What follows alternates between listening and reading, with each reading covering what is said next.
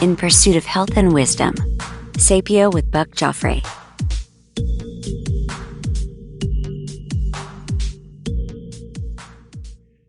So it's Thanksgiving tomorrow, so happy Thanksgiving. And I know a lot of you are about to travel to see your loved ones. Sometimes those flights can be a little long and you don't move a lot in those cramped seats.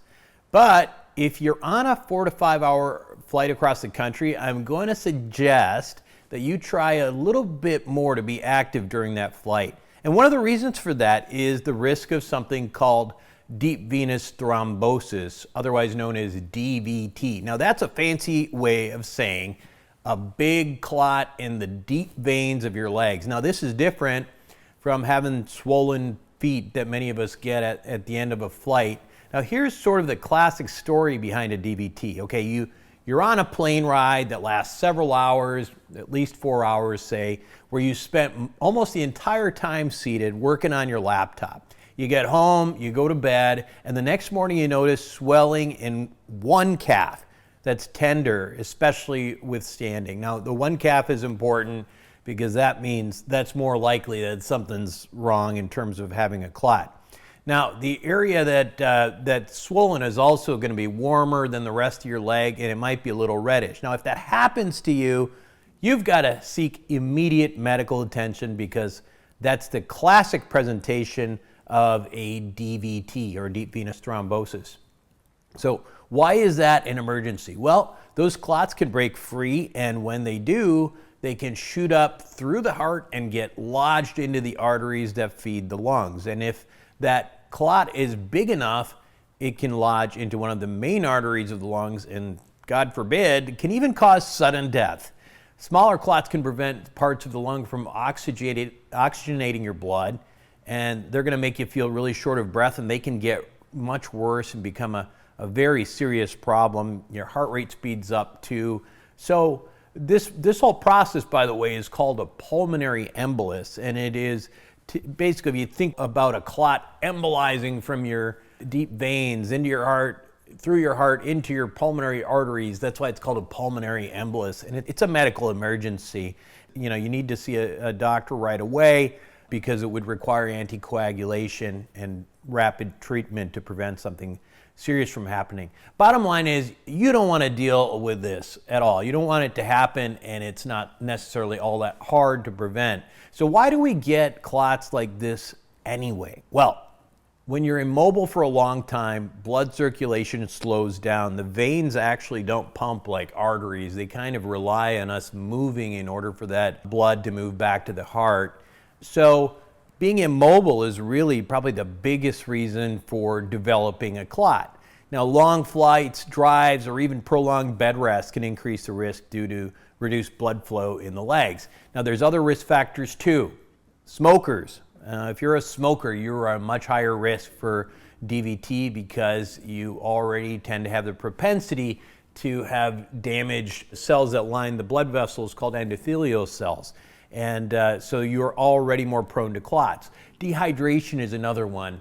Dehydration, especially because you think about travel, it's very common to get dehydrated. And when you're dehydrated, it causes the blood to become more concentrated, more viscous, which is also, again, more prone to developing blood clots.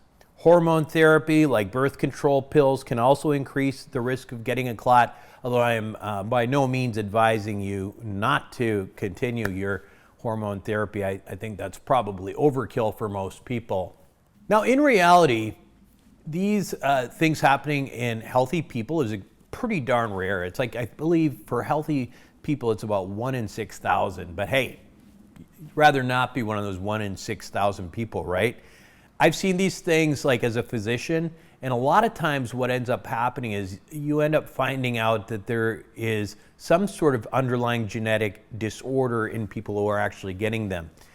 So people who get DVTs often get tested for these when they have them, and that'll reveal it for the first time. And when people know that they've got these genetic disorders that make them more likely to clot, then if they're getting on the plane, the next time or they're traveling, they can take far more precautions. Okay, so the best thing to do here is, again, just avoid getting into this situation. Even though the risk is pretty low, 1 in 6,000, it's just so easy not to get one if you're a healthy, otherwise healthy person. So here's some tips for your next long flights. On long flights or drives, take frequent breaks to stand, walk, and stretch your legs. So one thing that I always do too is, because I'm paranoid about this stuff, is that even when I'm seated, I typically kind of flex my calves so that I'm actually moving that blood. By doing that, I'm keeping the blood flowing through the veins even though I'm seated. You got to stay hydrated, which is tricky because, a lot of people, including myself, if it's a long flight, that's when you might want to have a drink or something like that. But that's going to dehydrate you, so you got to be careful about that. You got to keep that blood nice and dilute. Also consider, wearing compression stockings. Now, they're not sexy, right? But you can get these things at any old pharmacy. You can get on Amazon. They're nice in that they can prevent not only this, DVT situation and all that, because they're, helping to compress those leg veins again.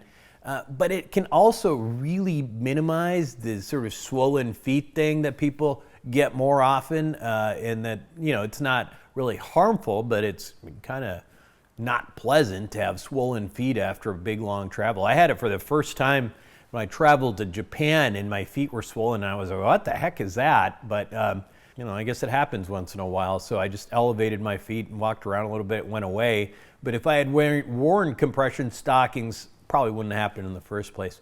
Now, finally, if you're not opposed to it and you're like me and you want to take precautions, take a little baby aspirin. As you may know, aspirin is an antiplatelet drug that reduces clotting. And I take what's called an enteric-coated baby aspirin every day. Basically, enteric-coated means that it's coated to minimize the effects of aspirin on the lining of your stomach, which in some people, aspirin can really irritate the lining of your stomach. Again, it's not medical advice, but baby aspirin is not that hard to take. And if it could potentially reduce your risk, in my book, why not take it? Of course, if you're at a higher risk because of a family history of a DVT, known genetic mutation, your doctor's probably going to suggest something a little bit stronger. Either way, there's a lot of simple things you can do to prevent this kind of major problem. That's it for this medical update. Happy holidays and happy Thanksgiving. If you like what I'm doing here, make sure to like, share, and subscribe. Thanks for listening to Sapio with Buck Joffrey. A quick reminder that while I am in fact a surgeon, nothing I say should be construed as medical advice. Now make sure to include your physician in any medical decisions you make. And also, if you're enjoying the show, please make sure to show your support with a like, share, or subscribe. Until next time, this is Buck Joffrey for Sapio with Buck Joffrey.